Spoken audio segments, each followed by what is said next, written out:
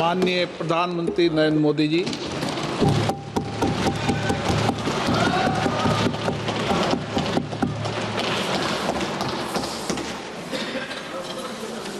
आदरणीय अध्यक्ष जी,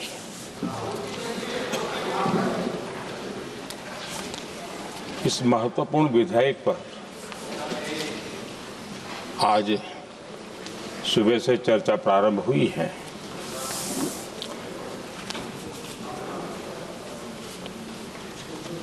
काफी साथी यहाँ से भी जिन मुद्दों को स्पर्श किया गया है उसको तथ्य से और तर्क से सदन को जरूर जानकारी देंगे, और इसलिए मैं उन विषयों में जाना नहीं चाहता। आदरणीय अध्यक्ष जी, राष्ट्र के जीवन में कुछ महत्वपूर्ण पल आते हैं और उस समय की समाज की मनस्थिति और नेतृत्व की क्षमता उस पल को कैप्चर करके एक राष्ट्र की अमानत बना देती है, एक मजबूत धरोहर तैयार कर देती है। मैं समझता हूं कि भारत के संसदीय लोकतंत्र के इतिहास में ये वैसे ही पल है। आवश्यकता तो ये थी कि 25-30 साल पहले जब से विचार सामने आया, आवश्यकता महसूस हुई, हम इसको लागू कर देते और हम आज उसको काफी परिपक्वता तक पहुंचा देते हैं और आवश्यकता के अनुसार उसमें समय समय पर सुधार भी होते हैं, और यही तो लोकतंत्र की ब्यूटी होती है। हमारी मदर ऑफ डेमोक्रेसी है, हमारी हजारों साल की लोकतंत्र की एक विकास यात्रा रही है, और उस विकास यात्रा में एक नया आयाम जोड़ने का एक शुभ अवसर सदन के हम सभी साथियों को मिला है। और मैंने प्रारंभ में कहा है कि हम सब भाग्यवान हैं कि हमें ऐसे महत्वपूर्ण और देश की आधी आबादी को इस राष्ट्र निर्माण की नीति निर्धारण प्रक्रिया में हिस्सेदार बनाने का सौभाग्य मिल रहा है।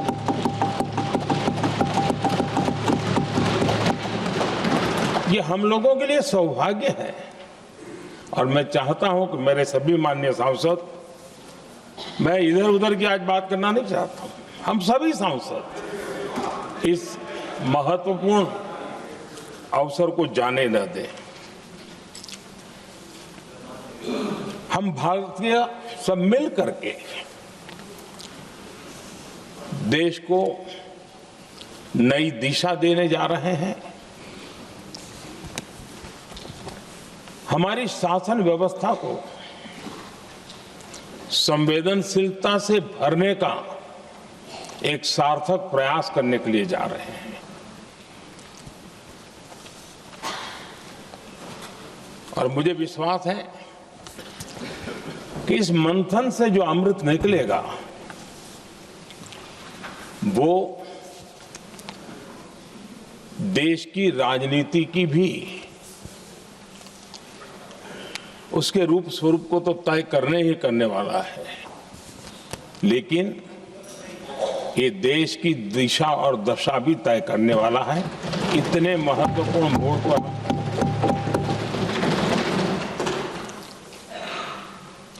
आदरणीय अध्यक्ष जी, 21वीं सदी में भारत एक नए आत्मविश्वास के साथ आगे बढ़ रहा है।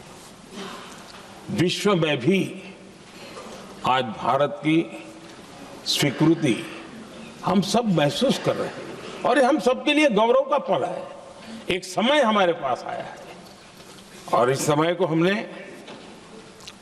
एक विकसित भारत के संकल्प के साथ जोड़ा है और मैं पक्का मानता हूं कि विकसित भारत का मतलब केवल उत्तम प्रकार के रेल, रास्ते, इंफ्रास्ट्रक्चर या कुछ आर्थिक प्रगति के आंकड़े, सिर्फ इतने से ही विकसित भारत की सीमित कल्पना वाले हम लोग नहीं हैं।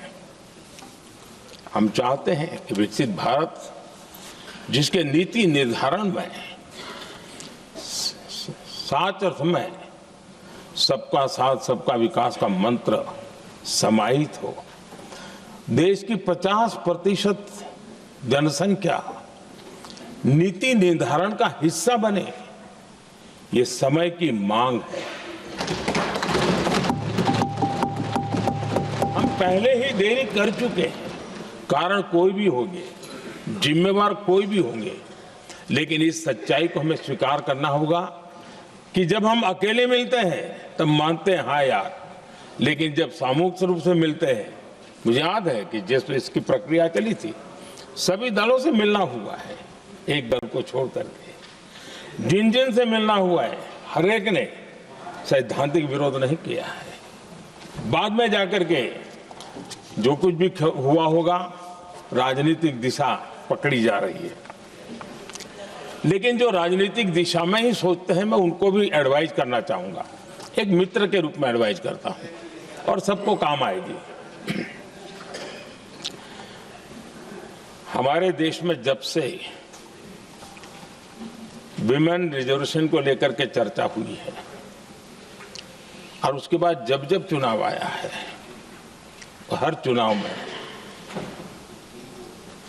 महिलाओं को मिलने वाले इस अधिकार का जिसने विरोध किया है, जिसने विरोध किया है, देश की महिलाओं ने उन्हें माफ नहीं किया है। उनका हाल बुरे से बुरा किया है।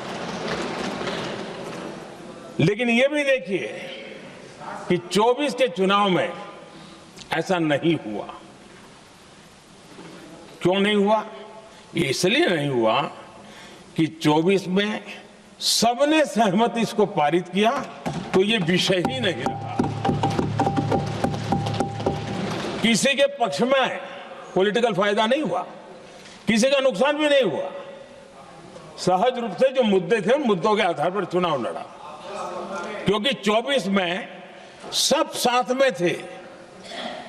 कुछ लोग यहां हैं, कुछ लोग नहीं है, लेकिन सब साथ में थे। आज भी मैं कहता हूं, अगर हम सब साथ में जाते हैं तो इतिहास गवाह है कि ये किसी एक के राजनीतिक पक्ष में नहीं जाएगा, ये देश के लोकतंत्र के पक्ष में जाएगा, देश के सामूहिक निर्णय शक्ति के पक्ष में जाएगा और हम सब उसके यश के हकदार होंगे।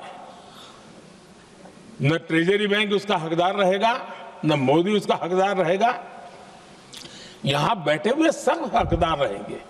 और इसलिए जिन लोगों को इसमें राजनीति की बू आ रही है, मैं चाहूंगा कि वो खुद के परिणामों को पिछले 30 साल में देख ले। फायदा उनका भी इसी में रास्ता दिखाता हूं, इसी में फायदा है कि जो नुकसान हो रहा है उससे बच जाओगे।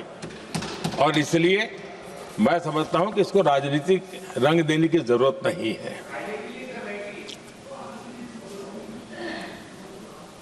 आदरणीय अध्यक्ष जी,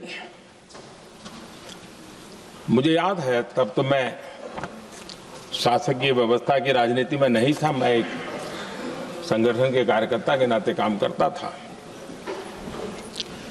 उस समय एक चर्चा सुनने को मिलती थी गलियारों में कि देखिए कैसे लोग हैं,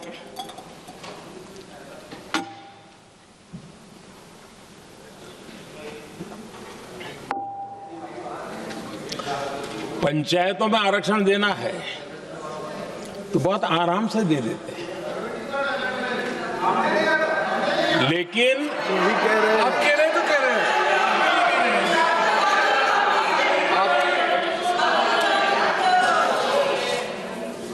पंचायतों में आरक्षण देना है तो आराम से देते हैं, क्योंकि उसमें उनको खुद का पद जाने का डर नहीं लगता है। उसको लगता है हम सुरक्षित यार वहां दे दो।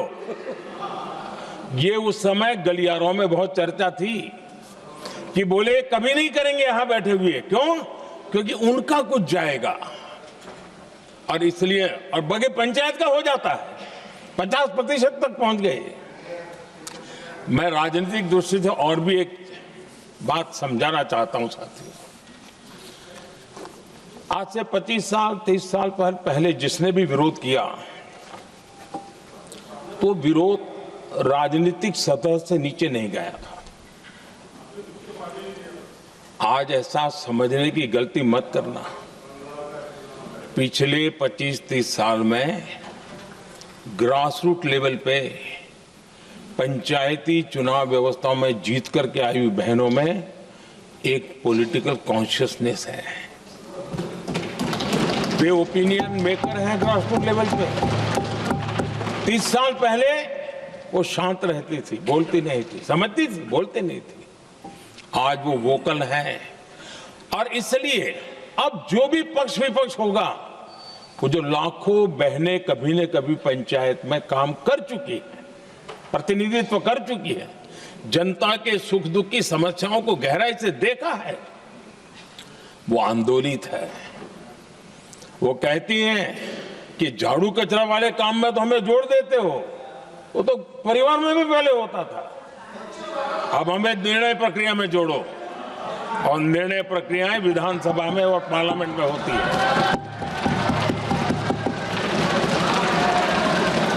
और इसलिए मैं राजनीतिक जीवन में जो लोग प्रगति चाहते, मैं किसी भी सांसद की बात करता हूं, किसी भी एमएलए की बात करता हूं, ये दल वो दल की बात मैं नहीं कर रहा हूं। जो भी राजनीतिक जीवन में सफलतापूर्वक आगे बढ़ना चाहते हैं, उनको ये मान के चलना पड़ेगा कि पिछले 25-30 साल में लाखों बहनें ग्रास रूट लेवल पर लीडर बन चुकी हैं। अब उनके अंदर सिर्फ यहां 33% का नहीं, वहां भी वो आपके फैसलों को प्रभावित करने वाली है। और इसलिए जो आज विरोध करेंगे, उसको लंबे समय तक कीमत चुकानी पड़ेगी, लंबे समय तक कीमत चुकानी पड़ेगी। और इसलिए राजनीतिक समझदारी भी इसी में है कि हम ग्रास रूट लेवल पर महिलाओं की जो पॉलिटिकल लीडरशिप खड़ी हुई है, उसको आपने अब कंसीडर करना पड़ेगा। यहां मैंने सुना हमारे मुलायम सिंह जी थे, तब से एक विषय चला रहे हैं, उनके परिवार वाले भी चला रहे हैं। आप देश की बहनों पर भरोसा करो ना, उनकी समझदारी पर भरोसा करो। एक बार 33% बहनों को यहां आने दो, आकर के उनको निर्णय करने दो, किसको देना है, किसको नहीं देना है, इस वर्ग को देना, उस वर्ग को देना, करेंगे वो निर्णय। हम उनके सामर्थ्य पर आशंका क्यों करते भाई? एक बार आने तो दो, उनको आने तो दो। जब आएंगे तो 34 में, और दूसरा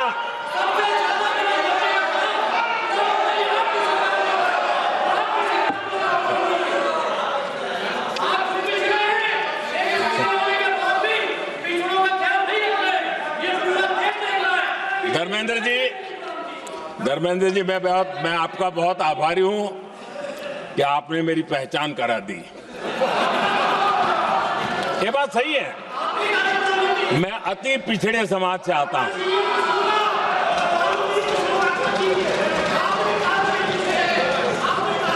धर्मेंद्र जी, मैं आपका बहुत आभारी हूं, और अखिलेश जी मेरे मित्र हैं तो कभी कभी मदद कर देते हैं।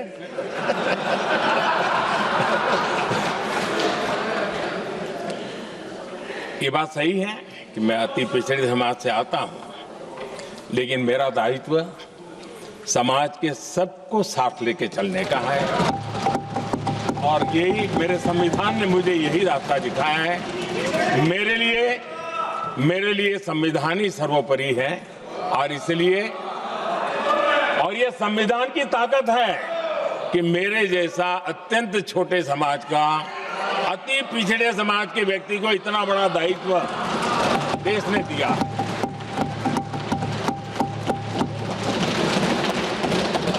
और इसलिए मैं तो देशवासियों का ऋणी हूं और मैं तो संविधान निर्माताओं का ऋणी हूं कि जिसके कारण आज मैं यहां हूं। लेकिन आदरणीय अध्यक्ष जी, पिछड़ी जाति का स्वीकार कर रहे हैं, लेकिन हम पिछड़ी जातियों के साथ अन्याय न करें, इतना निवेदन है। आदरणीय अध्यक्ष जी, आज जीवन के हर क्षेत्र में हम देखें कि नारी शक्ति देश के गौरव को बढ़ाने वाले परचम लहराने में कहीं पीछे नहीं है जी। हम गर्व कर सकें इस प्रकार से जीवन के अलग अलग क्षेत्रों में आज हमारी माताएं बहनें बहुत बड़ा योगदान, हमारी बेटियां तो कमाल कर रही हैं जीवन के हर क्षेत्र में।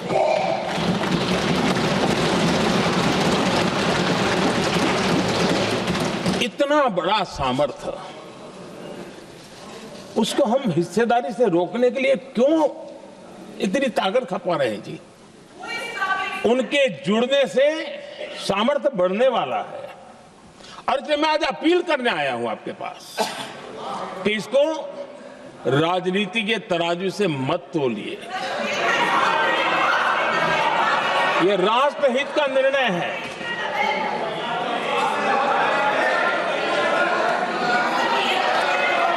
आदरणीय अध्यक्ष जी, आज का हमारे सामने अवसर एक साथ बैठ करके एक दिशा में सोच करके विकसित भारत बनाने में हमारी नारी शक्ति की भागीदारी को एक खुले मन से निर्णय करने का अवसर है, स्वीकार करने का अवसर है। और मैंने जैसा पहले ही कहा कि आज पूरा देश और विशेष करके नारी शक्ति हमारे निर्णय तो देखेगी, लेकिन निर्णय से ज्यादा हमारी नीयत को देखेगी।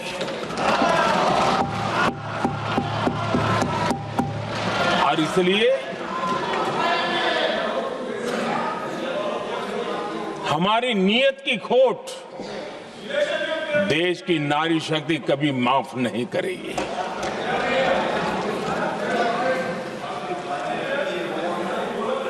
आदरणीय अध्यक्ष जी, 2023 में इस नए सदन में हमने सर्वसम्मति से एक प्रकार से इस अधिनियम को स्वीकार किया था। पूरे देश में खुशी का वातावरण बना, उस पर कोई राजनीतिक रंग नहीं लगे और इसलिए वो कभी राजनीतिक इश्यू भी नहीं बना। तो एक अच्छी स्थिति है। अब सवाल ये है कि हमें कितने समय तक इसको रोकना है। अब यहां जो लोग जनसंख्या वगैरह के विषय उठाते हैं, क्या आपको मालूम नहीं है? मैं चाहूंगा कि अमित भाई अपने भाषण में इन सारी चीजों का उल्लेख करेंगे, जब कि हमने जनगणना के संबंध में कब कब क्या क्या किया था, बाद में कोविड आया, उसके कारण क्या मुसीबत आई, कैसे रुकावटें आई, ये सारी बातें हम सबके सामने हैं, इसमें कोई विषय नहीं है। लेकिन पिछले दिनों जब हम 23 में चर्चा कर रहे थे, तब भी व्यापक रूप से बात ये थी कि इसको जल्दी करो। हर कोई कह रहा था जल्दी करो।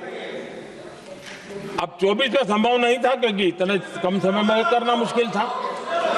अब 29 में हमारे पास अवसर है। अगर हम 29 में भी नहीं करते तो ये स्थिति क्या बनेगी हम कल्पना कर सकते हैं। फिर हम देश की माताओं बहनों को ये विश्वास नहीं बना पाएंगे कि हम सचमुच में प्रयास सच्चे अर्थे कर सकते थे। और इसलिए समय की मांग है कि अब हम ज्यादा विलंब न करें। इस दरमियान राजनीतिक दल के लोगों से, संविधान के जानकार लोगों से, जो महिलाओं में एक्टिविस्ट के नाते काम करने वाले ऐसे लोगों से भी कई चर्चाएं हुई। कुछ लोगों ने खुद होकर के भी सुझाव दिए। सारा मंथन करते करते करते, और यहाँ भी सभी दलों से लगातार बातें इनकी होती रही है। स्ट्रक्चर वे में हुई है, इनफॉर्मल भी हुई है, और उसमें से आखिर बना हुई एक कुछ रास्ता निकालना होगा ताकि हम हमारी माताओं बहनों की शक्ति को जोड़ सकते हैं। आदरणीय अध्यक्ष जी, मैं एक बात जरूर कहना चाहूंगा। यहां बैठकर के हमें किसी को संविधान ने देश को टुकड़ों में सोचने का अधिकार ही नहीं दिया है। जो शपथ लेके हम बैठे हैं ना, हम सबको एक राष्ट्र के रूप में विचार करना हमारा दायित्व बनता है। चाहे कश्मीर हो या कन्याकुमारी, हम टुकड़ों में न सोच सकते हैं, न टुकड़ों में हम निर्णय कर सकते हैं। और इसलिए निराधार रूप में, जिसमें कोई सच्चाई नहीं, रत्ती भर सच्चाई नहीं है, सिर्फ राजनीतिक लाभ लेने के लिए जो बवंडर खड़ा किया जा रहा है, मैं आज बड़ी जिम्मेवारी के साथ इस सदन में, इस पवित्र जगह से कहना चाहता हूं, चाहे दक्षिण हो, उत्तर हो, पूर्व हो, पश्चिम हो, छोटे राज्य हो, बड़े राज्य हो, मैं आज एक जिम्मेवारी से कहना चाहता हूं कि निर्णय प्रक्रिया किसी के साथ भी भेदभाव नहीं करेगी। ये निर्णय प्रक्रिया किसी के साथ अन्याय नहीं करेगी।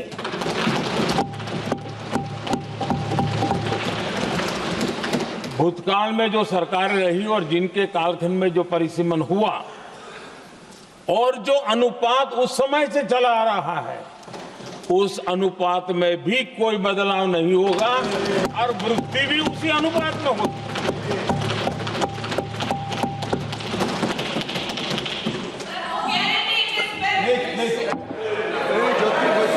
अगर गारंटी शब्द चाहिए तो मैं गारंटी शब्द उपयोग करता हूं। वादा की बात करते हो तो मैं वादा शब्द उपयोग करता हूं। अगर तमिल में कोई अच्छा शब्द हो तो वो भी मैं बोलने के लिए तैयार हूं। क्योंकि जब नियत साफ है तो फिर शब्दों का खेल करने की हमें जरूरत नहीं है जी।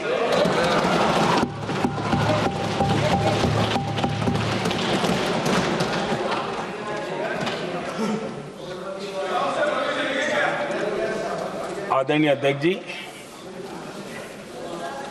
मैं आज सदन के सभी साथियों को ये भी कहना चाहता हूं कि साथियों, हम भ्रम में न रहे।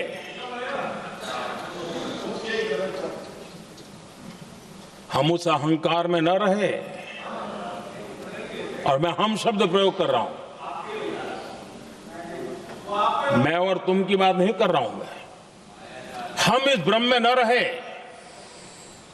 कि हम देश की नारी शक्ति को हम कुछ दे रहे हैं। जी नहीं, उसका हक है।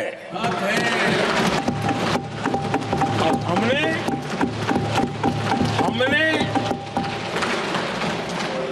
कई दशकों से उसको रोका हुआ है। आज उसका प्रायश्चित करके हमें उस पाप में से मुक्ति पाने का यह अवसर है।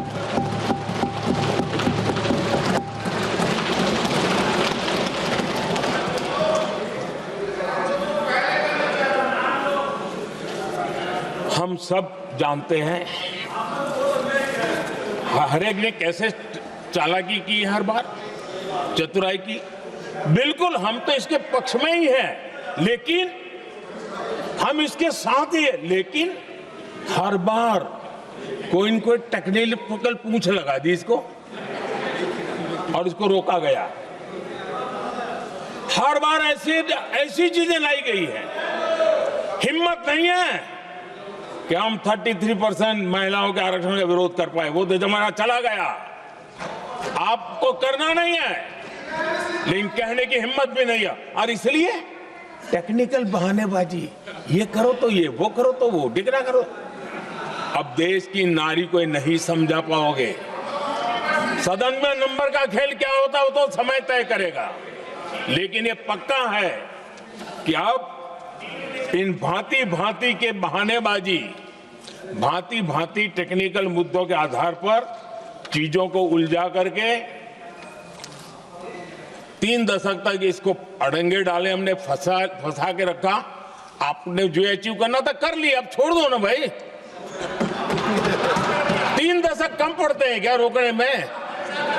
3 दशक तक आपने रोका, फिर भी कुछ कर नहीं पाए, तो अब तो करो।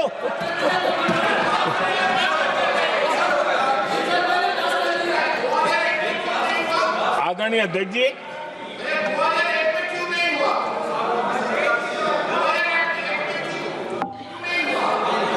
यहां कुछ लोगों को लगता है, आदरणीय अध्यक्ष, यहां कुछ लोगों को लगता है कि इसमें कहीं न कहीं मोदी का राजनीतिक स्वार्थ है।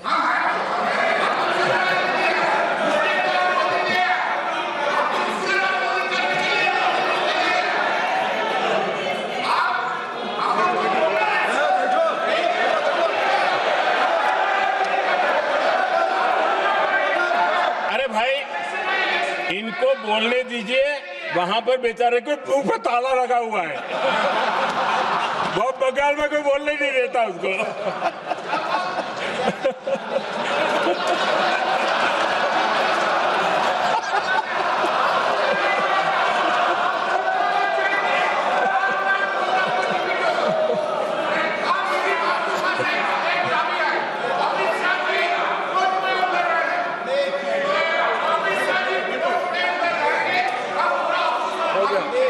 आदरणीय अध्यक्ष जी,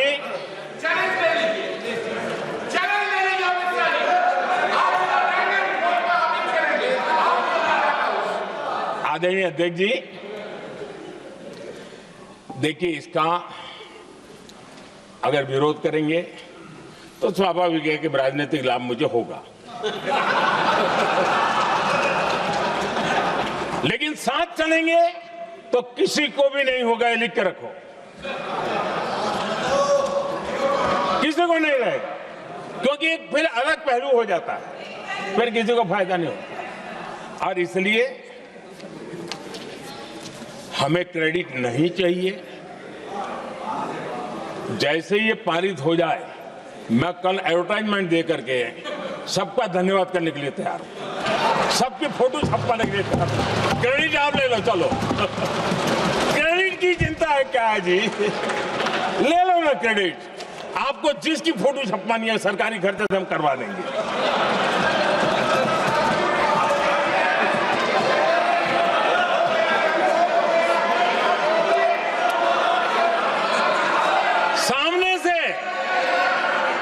सामने से क्रेडिट का ब्लैंक चेक आपको दे रहा हूं।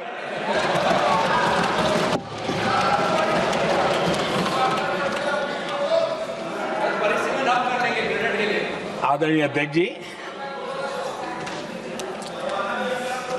हमारी संसदीय लोकतंत्र में महिलाओं की भागीदारी ये सिर्फ आंकड़ों का खेल या एक लोकतांत्रिक व्यवस्था में सुधार इतना सीमित नहीं है। लोकतंत्र की जननी के रूप में, मदर ऑफ डेमोक्रेसी के रूप में ये निर्णय भारत का कमिटमेंट है, ये सांस्कृतिक कमिटमेंट है।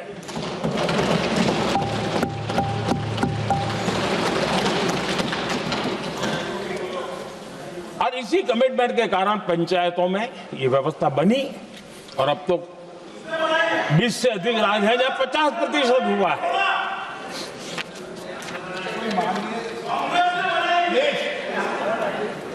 और हमने अनुभव किया है, मुझे लंबे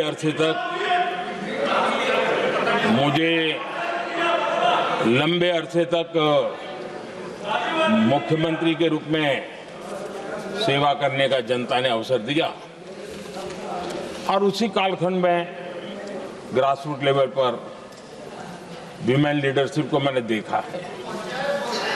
मेरा अनुभव है कि संवेदनशीलता के साथ समस्याओं के समाधान में उनका कमिटमेंट बहुत ही परिणामकारी रहते थे, विकास की यात्रा को गति देने में रहते थे। और उस अनुभव के आधार पर मैं कहता हूं कि इस सदन में उनकी आवाज नई शक्ति बनेगी, नई सोच जुड़ेगी, देश की दिशा में एक संवेदनशीलता जुड़ेगी। तथ्य और तर्क के आधारों पर अनुभव जब जुड़ता है तब मैं समझता हूं उसका सामर्थ्य अनेक गुना बढ़ जाता है और सदन कितना समृद्ध हो।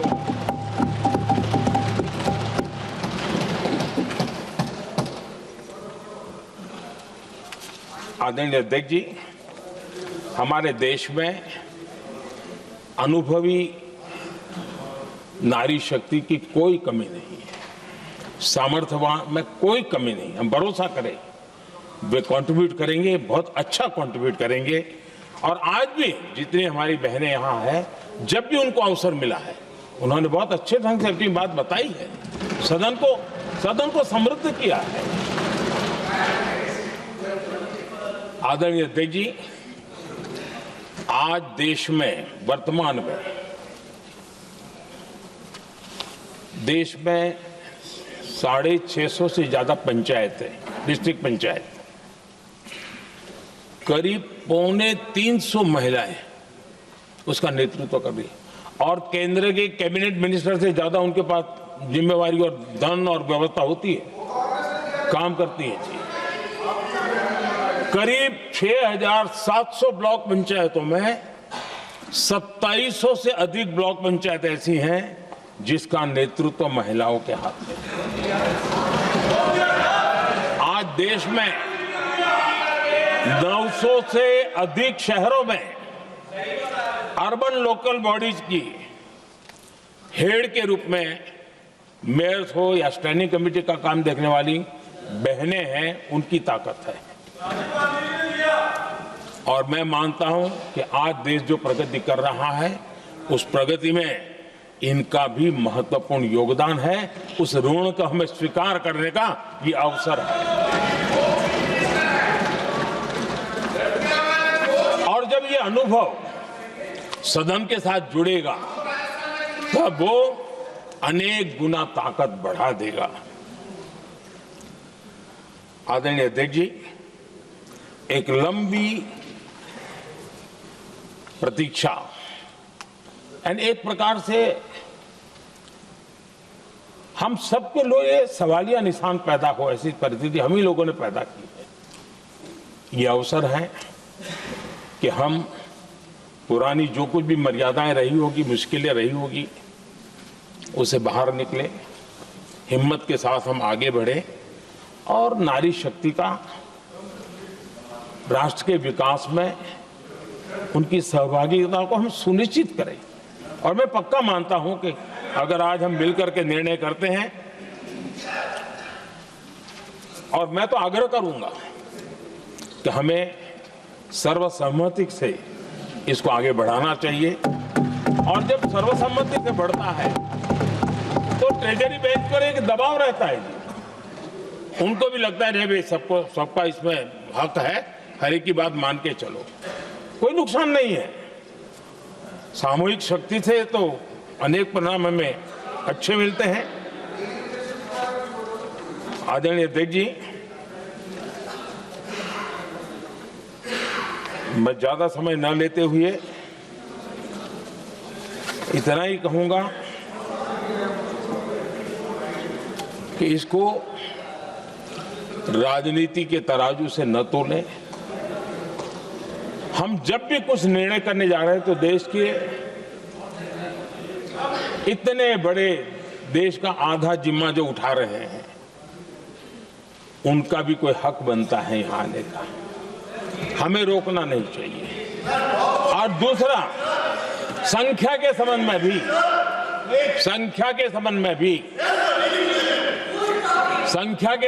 भी एक मत पहले से बनता आया था, चर्चा थी कि साहब ये जो है इनका कम मत करो, अधिक कर दो तो जल्दी हो जाएगा। वो अधिक वाला विषय वो आया है कि चलो भाई पैसे जो संख्या थी 33% और बढ़ा दो, ताकि किसी को ऐसा न लगे कि मेरा हक चला गया। एक नई शक्ति जुड़ेगी, अतिरिक्त शक्ति जुड़ेगी। और अब सदन की रचना भी तो अब पहले से हमने सोच कर रखा है, जगह तो बना ली है। और आदरणीय अध्यक्ष जी, मैं लाइटर में जरूर कहना चाहूंगा, हर एक के अपने राजनीतिक कारण होते हैं और पराजय का डर जरा हैरान करने वाला होता है, लेकिन अपने यहाँ जब कोई भी शुभ काम होता है उसको नजर न लग जाए, इसलिए काला टीका लगाने की परंपरा है। मैं आपका धन्यवाद करता हूं काला टीका लगाने के लिए, बहुत बहुत धन्यवाद।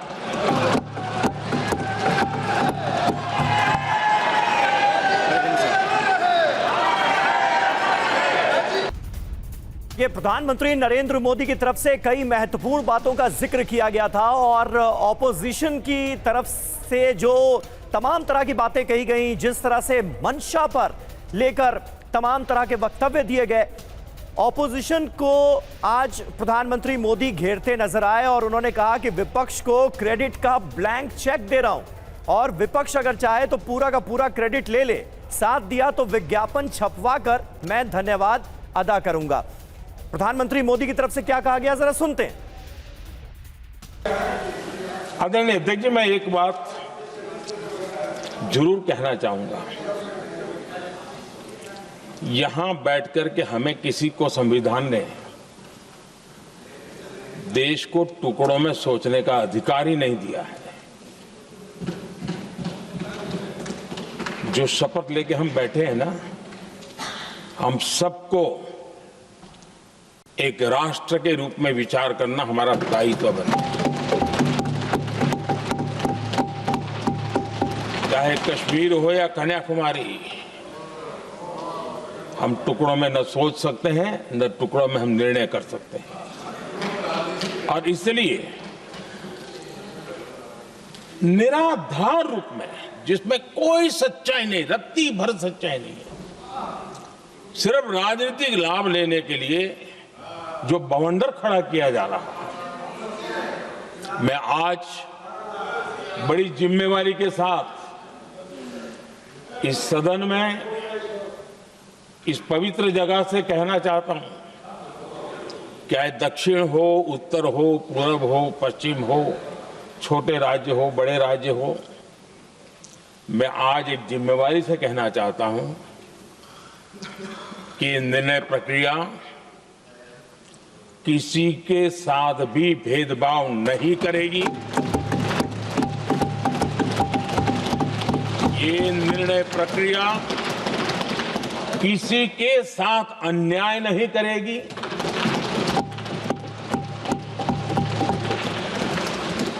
भूतकाल में जो सरकारें रही और जिनके कालखंड में जो परिसीमन हुआ और जो अनुपात उस समय से चला आ रहा है, उस अनुपात में भी कोई बदलाव नहीं होगा और वृद्धि भी उसी अनुपात में होगी।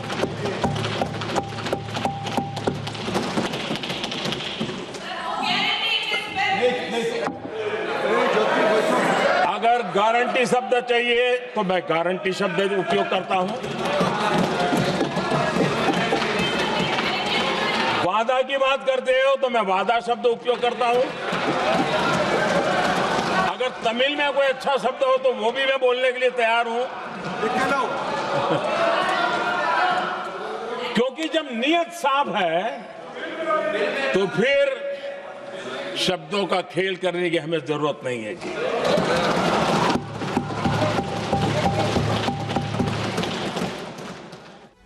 तो पीएम मोदी विपक्ष को घेरते नजर भी आए और उन्होंने कहा कि अगर आप विरोध करेंगे तो इसका राजनीतिक लाभ मुझे ही होगा।